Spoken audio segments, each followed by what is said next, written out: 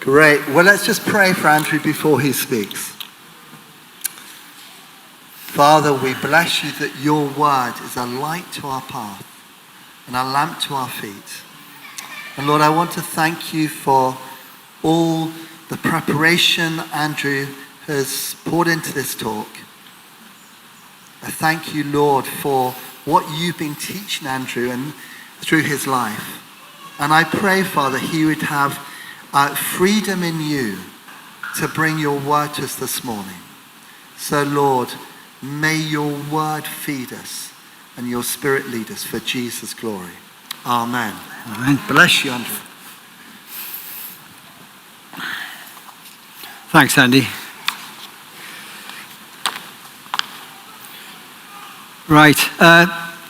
Great to be here. Great to be in church on a Sunday. And it's such a beautiful day. We're continuing our series of encounters with Jesus. And today, as we've seen, we're looking at this title of perseverance. As maybe mentioned before, my hobby, one of my hobbies is running long distances.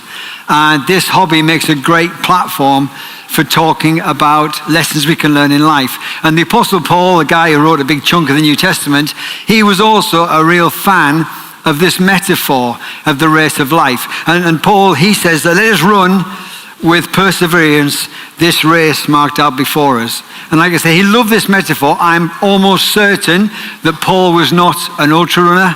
And I know that because he got so much done. Right? If you speak to my wife, she will say, can you imagine how many jobs you could have got done around the house if you hadn't spent every Saturday running aimlessly around the Purbex doing your training? So Paul loved the metaphor, but he wasn't a runner. But he did say this phrase, let us run with perseverance the race marked out before us. There's a picture, I think, of another race. This race, it's funny enough, it's next week. This is the most famous ultra race in the world. I did this quite a long time ago now, but it's 100 miles around the mountains of the Alps. It starts in a town called Chamonix in France, and there's 2,500 people start this race. But by the end of the race, almost half will have dropped out completely, and of those that are still in the race, a huge chunk will just be walking. Which is staggering when you think to get in this race, you have to be an experienced ultra runner. You've traveled from all over the world to get there. You spent a fortune on your fees to get in, all that training, and still, what fortune? and still people drop out because they get to places in these races that when they're smiling and happy at the start, they get to dark places they never could have imagined. And that's why it's such a great analogy with life. No matter how good our situation is now, I hate to be the bearer of bad news, but bad times are coming. Tough times around the corner. And it's how do you respond? And Paul said another phrase. He said, do you not know that in a race all the runners run, but only one gets the prize? Run in such a way as to win that prize.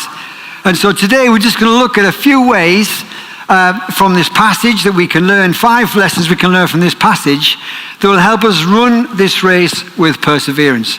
So number 1, don't run alone. That picture was taken with 2 of my teammates at the end of a race, another race in France. And in this particular race, you had to run with somebody. You couldn't run on your own. It was too dangerous. In the previous couple of years, 2 runners had died. And so there was the constant awareness that death was always a possibility, so you had to run with somebody else. And part of the problem was, this race lasted 5 or 6 days, and by day 4 of the race, I was losing the plot. I'd had 3 hours sleep in 4 days. I was hallucinating for England, and we were trying to navigate, and all I could say all the time was, look at all those rocks, they're animals. And I'd be convinced every rock was an animal, and I was like, shh, a baby deer. And it's just a rock.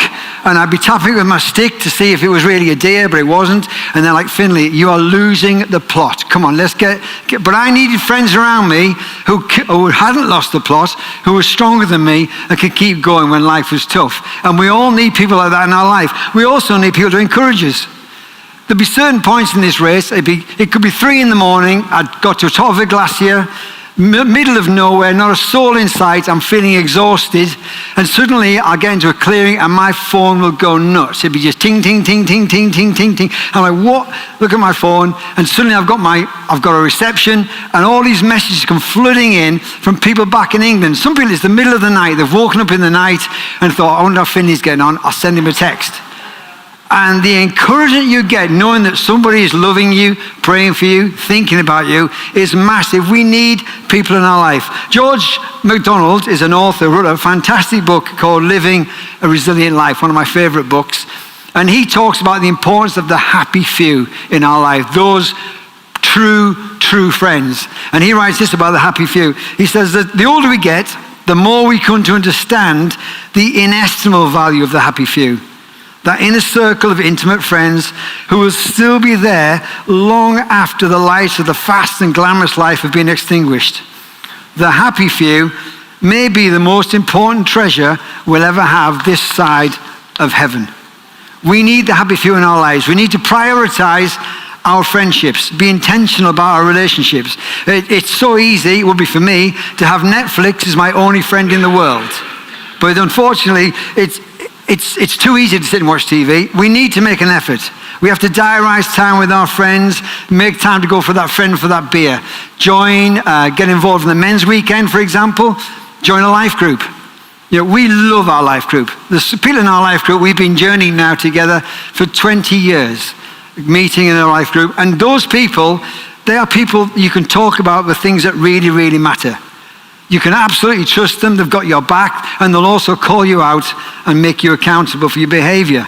In the race of life, we need the happy few. Because when the going gets tough, it's easy to keep running when you're not running on your own. Number 2, this is love others. This is huge, really. Living generously. Next picture, please, Josh. This is an aid station. This is another race. This is in California. It's called the Western States 100. It runs through the Californian forests near Yosemite, that area. And the Americans are incredible at what are called aid stations. It's where they look after you. Every 10 miles there's an aid station and you get fussed. And this aid station, I'd go in there, I'd sit in that chair, somebody'd come and massage my thighs, there'd be somebody massaging my shoulders, I'd put a wet towel on my shoulders and to kind of cool me down, somebody changes my water bottle, somebody gets new gels, and somebody else talks to me and see if I'm all right. It's unbelievable. They're there just to serve and to give, to love others. But as I said this morning, sometimes it can vary, depends where in the world you're racing.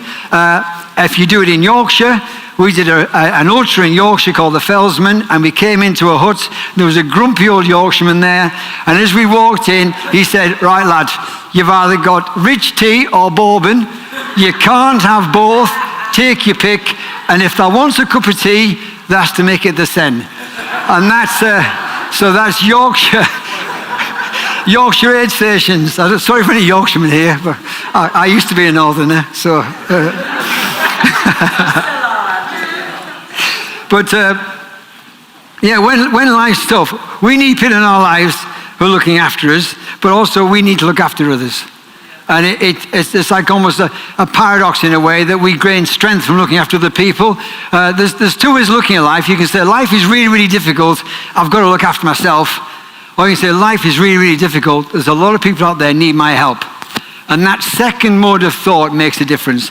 And this having purpose gives you perseverance. There's a couple of races cost, I don't tell Nikki, some of these races cost a lot of money, and I'm a bit of a fraud anyway. I'm not much of a runner normally, but I run and train when I get into a race. If I spend £3,000 to enter a race, suddenly I'm the most motivated runner around. I think it's because I'm a northerner, was. We like to get our money's worth, and I don't want to waste the money, so I can't wait to get out of bed and train. But until I spend that money, I'm not really that motivated. But having purpose gives us perseverance and strength. And the other great thing is when we're helping others, it helps us. I know it sounds selfish, but it makes us feel better when we help other people. We are blessed when we bless others. There's a guy called Zig Ziglar, who's a very famous Christian speaker from back in the 60s. And he used to say, we can have anything we want in this world as long as we help enough other people get what they want. I said the whole what goes around comes around. And some of us say, oh, that's a bit new agey. but it runs like a thread through the Bible. There are so many verses in the Bible where it would say, a generous man will prosper, and he who refreshes others will be refreshed. As you sow, so you shall reap. Live generously. Give, and it'll be given to you, as Jesus said, in good measure, pressed down, shaken together, running over into your lap. For the measure you use, it'll be measured back to you. In the race of life, we need to focus on living generously. And when the going gets tough, it's a lot easier to keep going when you live generously. And like I said, it was shown with the 4 friends in this story, because they could easily have just said, all the best for today, mate. I hope it goes well with Jesus. We're thinking about you. But no, their attitude was, they turned up, they showed up, they got their hands dirty, and they served and they made a difference. And that makes all the difference in the world to him and to them. Number 3, meet Jesus. The next photo, please. This is another race. This is a race called Across the Desert in Sahara. And you have a rucksack on your back, and it's an unusual race. You've got to carry everything for the whole week, for the whole race. So all your food, your sleeping bag, everything has to go in that bag. And the elite athletes, they take a huge steps to make that bag as light as humanly possible, because the heavier the bag, the slower you run. And that, again, it's that metaphor for life. We all have our bags and we all have our baggage. And we wonder what slows us down. There's some of us have boulders in our bag that nobody knows about. And yet it's weighing us down. We wonder why life is so difficult. And the man in the story, he had 2 things weighing him down. One was obvious physical paralysis, and his second was his need for forgiveness. But in this world around us now, we live in a hurting world, and there's a lot of people out there with ailments that we can't see. There's people paralyzed with fear, crippled with anxiety and uncertainty, infected with hate and resentment, blinded by rage, crushed by regrets, past failures and mistakes, bruised by rejection, trapped in addiction, drowning in debt. Some of them are just trapped in a life they hate, and they've just become deaf to life's potential. It's almost like they're effectively paralyzed. They've got a life, and this life is as good as life gets, and it's rubbish. And it's only going to get worse. And it's no wonder that so many men in their 50s find the thought of continuing life so difficult. Life is tough for people, and we live in a world that needs to meet Jesus. We live in a world that needs an appointment with the great physician. Throughout this whole world, there are millions around the world of fellow ex-sufferers who will give testimony to the fact that their life has been utterly transformed by their meeting with Jesus. And Jesus offers that freedom from things that wear us down. There's the pack there. Was there a picture on the slide?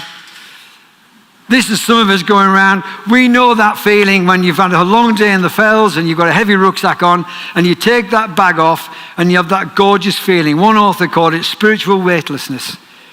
And we kind of all know what we mean, because occasionally we have that feeling. And it's just that feeling, though, although life can be really, really tough, in the middle of the storm, we can know that peace and that spiritual weightlessness that just defies all understanding.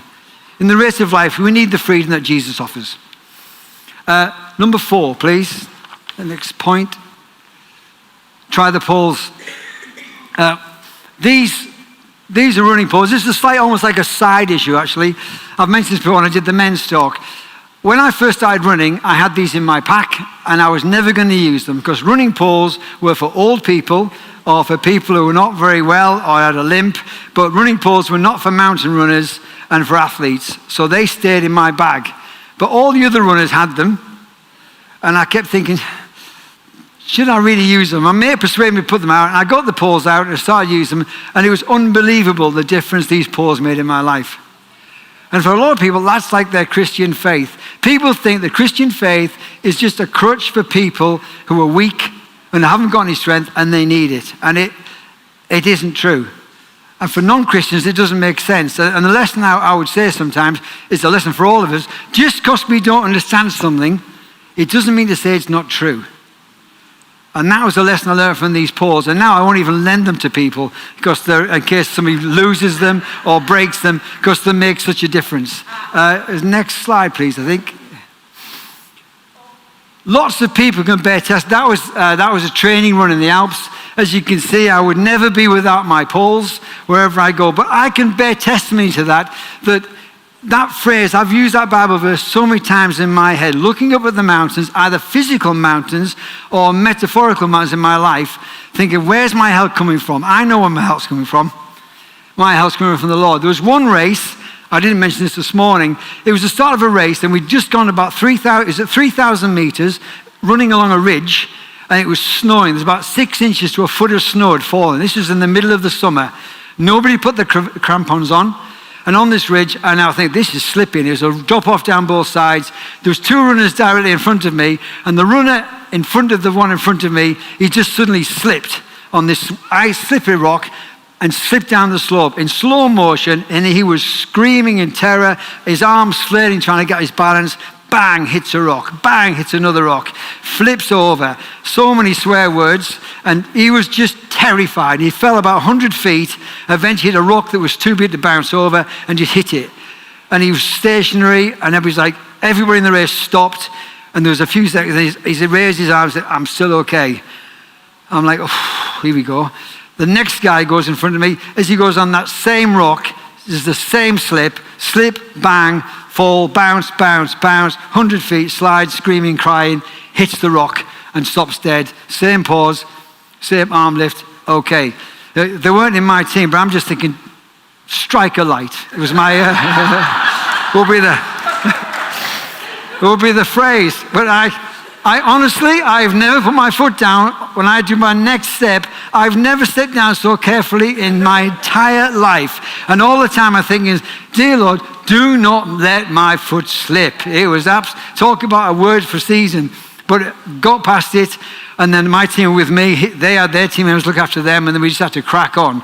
I have no idea what happened to them. I did hear the rescue helicopter coming in later, but it's so important, and it's not me. There's lots of other people you would think, they don't need these crutches. Next slide, please, Josh.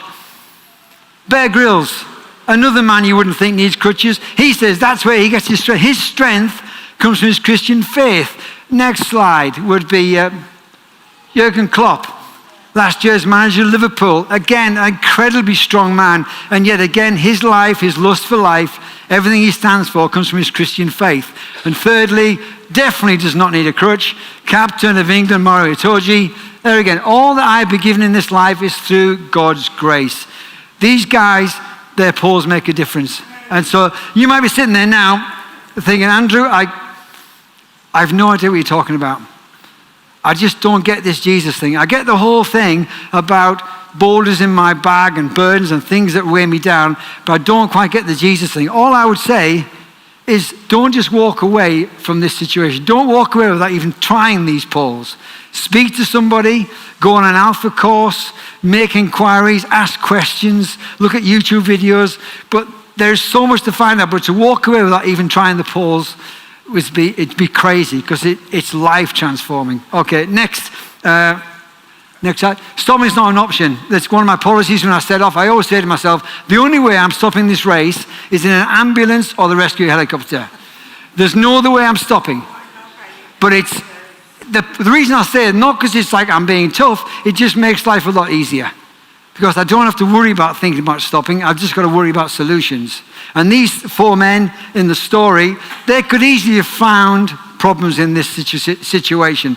They could have looked and bit like, it's a hot day. I could really do without carrying a stretcher around right now. I think let's take it easy today. There's lots of ways they could have stopped. There's too many people in the crowd, but no, they kept on going. They were determined that whatever happened, stopping wasn't an option. They were going to get their man to Jesus.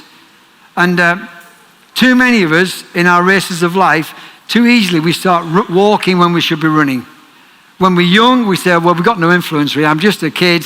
I've got no influence. I've got exams to do. I'll run when I get older. Then they get older and get married. And they'll say, well, I'll walk now, because I've got my wife, my husband. I've just started a new life together. When I get this sorted, I'll start running. Then the kids come. When I get through the kids stage, then I'll start running. Then it's your career, and then eventually you're retired. And for retired, you can just say, I'm tired. And I would do it, I would run, but now I'm tired. And it's not an excuse. Clint Eastwood's a bit of a hero of mine. Clint Eastwood, when he was 91 years of age, made his final movie that he starred in. He directed his last movie when he was 93. Still working, still going to work every day. And somebody said, Clint, how on earth do you keep going at your age at 90? He said, simple. I don't let the old man in.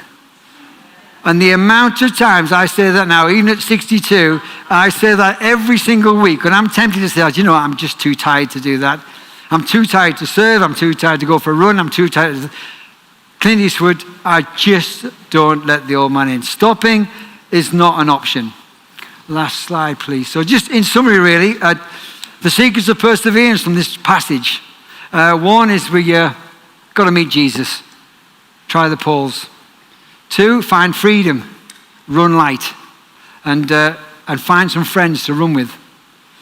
And then discover purpose. What can you do to serve others? Somebody said that, well, we are all unique, but somebody once said we are created on purpose for a purpose. What can we do to help others? And last of all, make a difference. The 4 friends in this story, they didn't worry about changing the world. They just used what they had, where they were, and they made a little difference in their world. And they made a massive difference in their friends' world. So just to encourage us to finish, all of us have got the last slide, please, Josh. There we are. That was finishing another race. But as Paul said, let us run with perseverance. Right to the finishing line. No walking. And never, never give up. Andy, thank you. Yeah.